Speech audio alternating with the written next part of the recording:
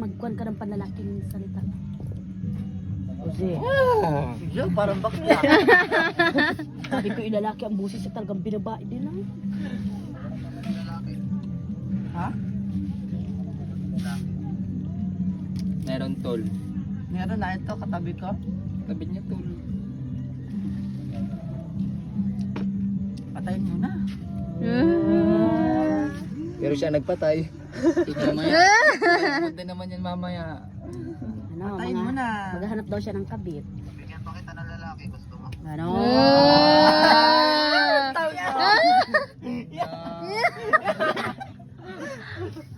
Patayin mo na nga, mamaya Bigyan na ko lang. pa pala ng lalaki. Sabi mo, Sabi mo, oo. wag mo raw ako. Yeah. Nasa 100 plus na yata ang naging jowa niyang hype. Tama. Galit. Patayan na, eh.